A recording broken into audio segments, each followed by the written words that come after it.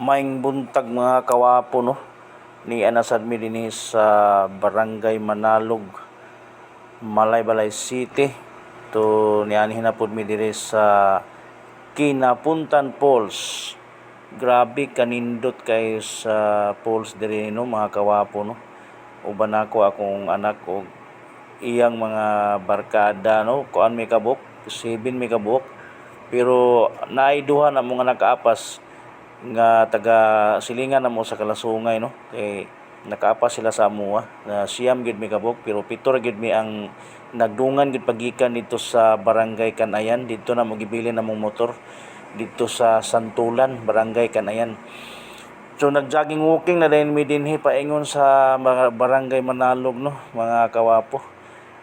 Dito nimo ma-experience nga grabe ang mga tungason kung unsa ka kapoy ang imong gibati kung musaka ka sa Mount Pagalungan.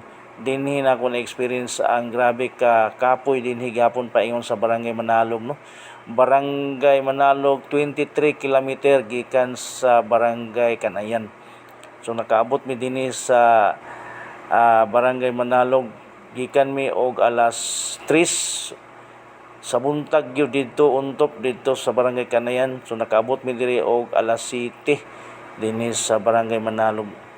Muni nilaos din mi diri sa Kinapuntan Falls.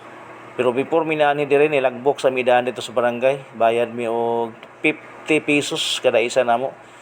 So nilaos din mi diri, nakita namo diri ang gabi gyud nga view.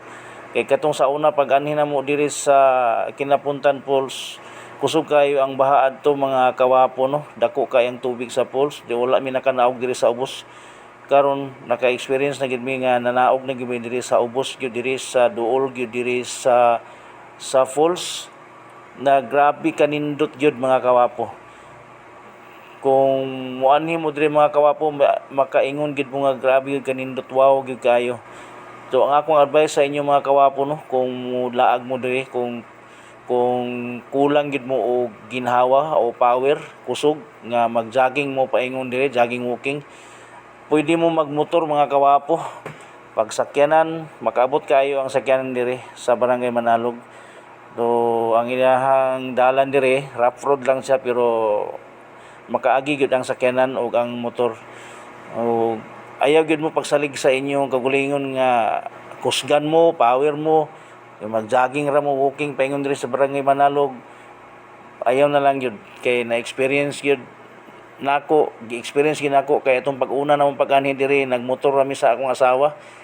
So karon nibalik gyud ko diri kay gusto gyud ko mo experience nga mag-jogging walking paingon diri sa Barangay Manalog no.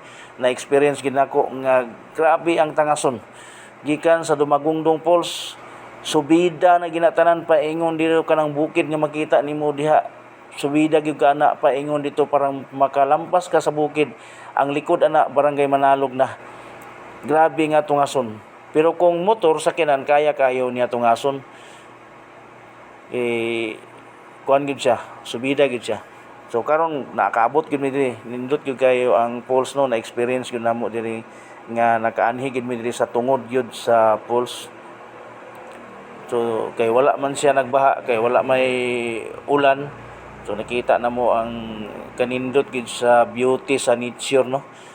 So wala gyud na sayang ang among adventure, among year-end adventure mo ginamo ang purpose nga mag-anhi mo diri sa among year-end adventure.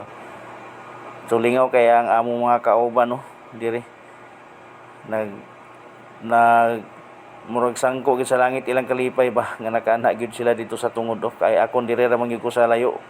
So pag uli na dayon mga kawapo no, dinhi na dayon ako na experience nga kapoy na gyud kayo no. Ang akong giangalan gyud ani mga kawapo, ang subida dili ko moangal sa subida sa pagbahada gyud kay piting sakitan gyud kay sa akong tuhod no. Murag mapilo na akong tuhod mga kawapo sa pagpinugong, say grabe kadulugon kay sa dalan. Unya uhaw kay nahutdan kog tubig ani nga time. So giagwantag gid nako ni mga kawapo nga makaabot mi sa tindahan para nga makapalit mig tubig. So kung muanhi mo diri mga kawapo, balon gid mo daghang tubig o para nindot kay gayon yung paglakaw. Na timing na gid mga kawapo no, nga kato nga time gid wala gyud init no. Pag sa pag uli na namo ang medyo naa siya init pero dili kayo siya init, murag kuan lang kayo no, kana alingiing lang, pero uhaw gyapon ang gabation yung mga kawapo no. Piting uhawa gyud kay tungod sa kalayo nya daghan kay subida. So kinahanglan gyud ka magbalon ka o itlog o kanon o tubig para nga para makadugang sa imong kusog.